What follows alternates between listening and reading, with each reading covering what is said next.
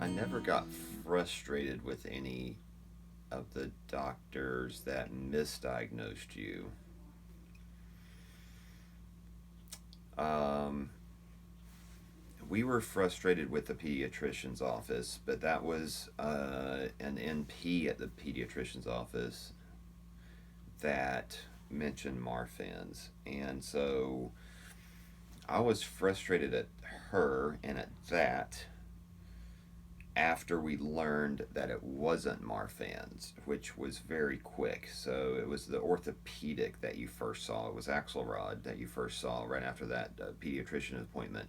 And he said, I've seen Marfan's, I've dealt with it, I know what it looks like, and this is not it.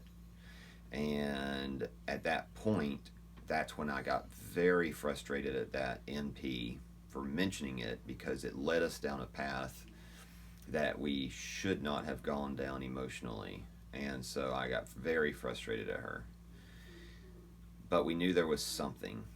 It wasn't Marfan's, but there was something. So, as frustrated as I was at her, I'm glad that there was a flag thrown up to make us continue um, our search and our efforts in order to find out what it was. So, my frustration declined a bit, but but if you don't know what you're talking about as a physician, a physician's assistant, or nurse practitioner, um, I would I would advise that anybody in that field not throw out something that it could be, at least not to the whole family, including the child, not knowing what you don't know. That frustrated me. So other than that, went on to the orthopedic or Axelrod. We went from Campbell to Wexler to all the cardiologists. Didn't know there are that many cardiologists in the world for pediatrics, but there are. Got to the rhythmic, I got to the genetic, got to all these cardiologists. They were awesome throughout because they did not mention FA until I think Campbell might have mentioned it once, but it was mainly Wexler and she had seen it, she knew it, and we had already been exposed to the idea. But I was not frustrated with any of them. No, it was only that initial pediatrician Marfan's that got me really frustrated, and it also made me a little bit. Um, it I don't know if it was good or bad, but it delayed my reaction to FA because once I understood it wasn't Marfan's, I wasn't willing to accept any diagnosis until it was confirmed. So that made me not accept any diagnosis, including FA, which it ended up to be.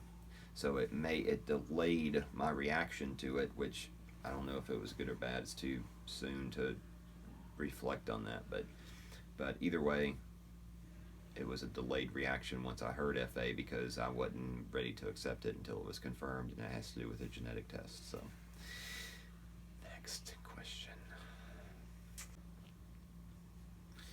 Beginning to end, when the emotions came. Yep. Really? Yeah.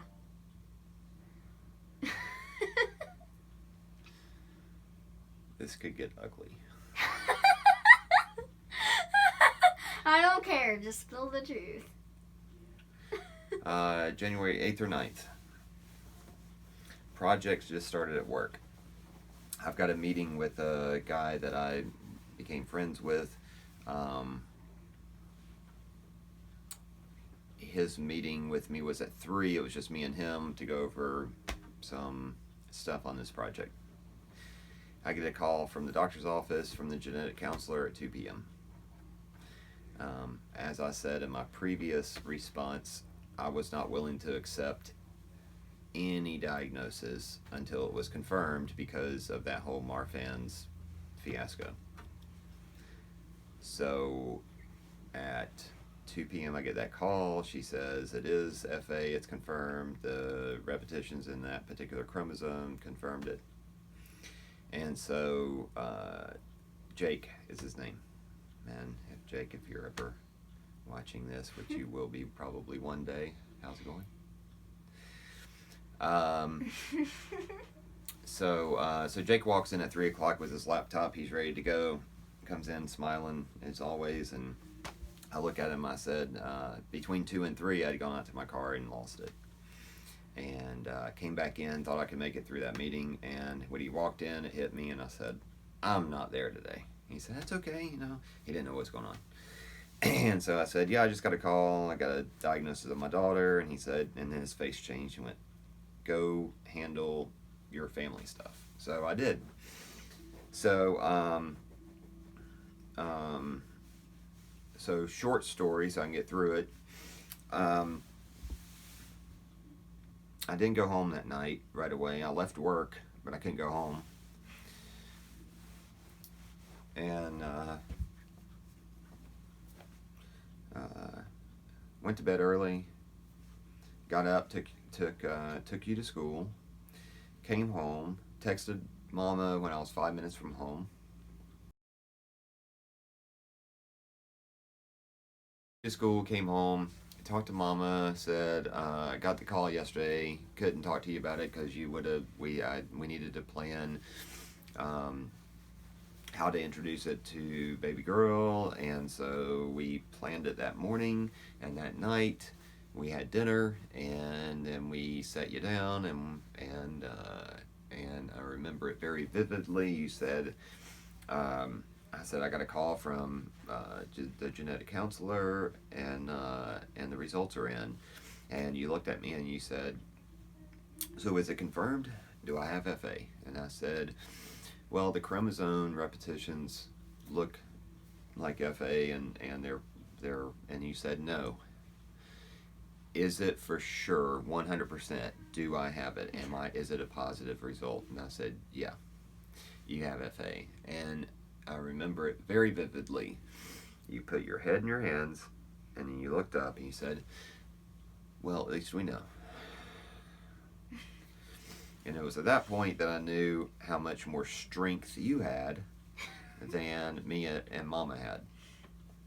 And so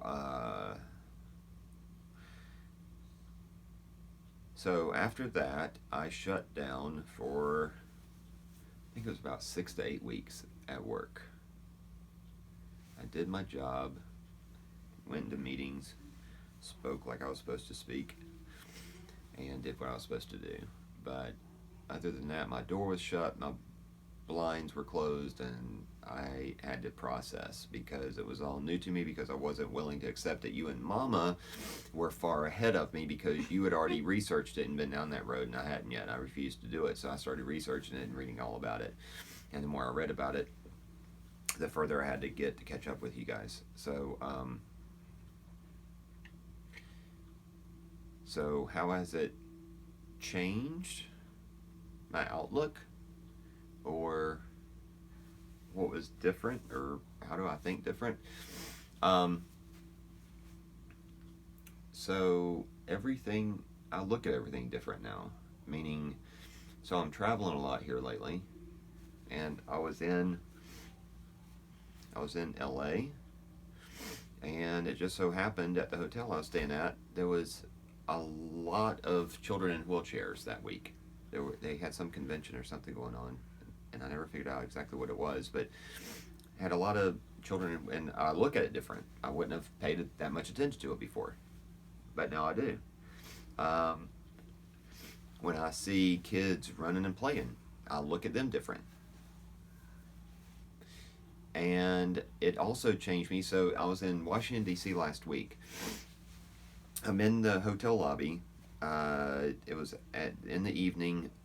Me and a couple colleagues were working on something at one of the tables down there, and I'm facing the door to enter the hotel, and this taxi pulls up, not an Uber, but an actual, I think it was an actual taxi that pulled up, and the companion of the person had already come in to like check into the hotel or something.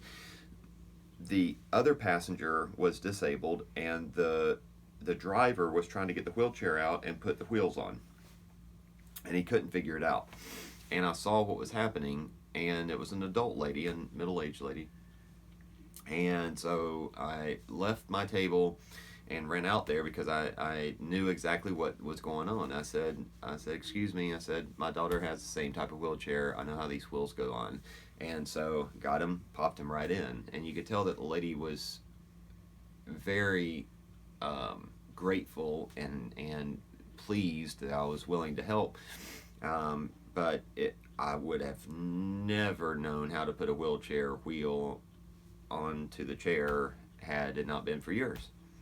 So is that it? Is that why? Is it this YouTube channel reaching out? What, like, there's so many things that this could be for. So I'm looking at the whys. And the one thing that I've always been convinced of, when bad things happen, I've always seen other people either want to blame God or get mad at God, or it's something like that.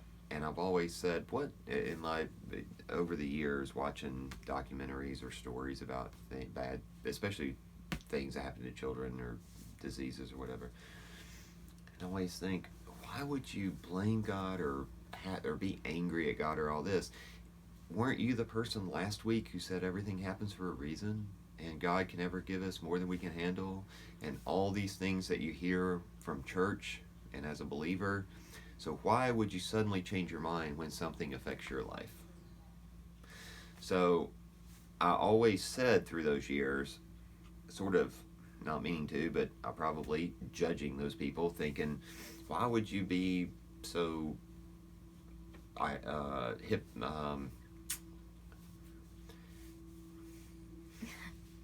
Why would you say something one day and change your mind the next?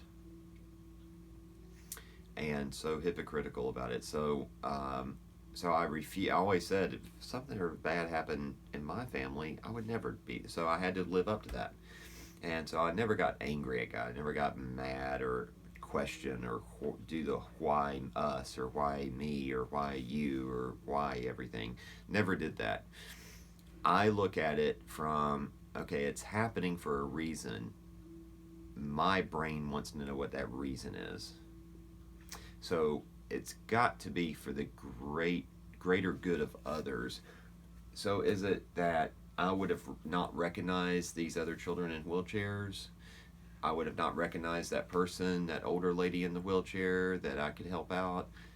Is it the awareness on my part? Is it somebody that you're touching on a YouTube channel that needed to hear this? What is it? What's the reason behind it? So there's definitely a reason. Now your attitude and your outreach is the only reason that we need, because you are reaching so many other people right now and will continue to. And so you wanting to go into medicine to begin with and now dealing with this, I think that's the biggest and truest reason. You, with your heart, will be able to touch so many more people having been afflicted with something than wanting to touch them without having to experience something personally. So I think that's the best I can do for a reason as of right now. But we're only 8 months in. So next year my opinion could change. But that's where I stand right now, and that's how I feel.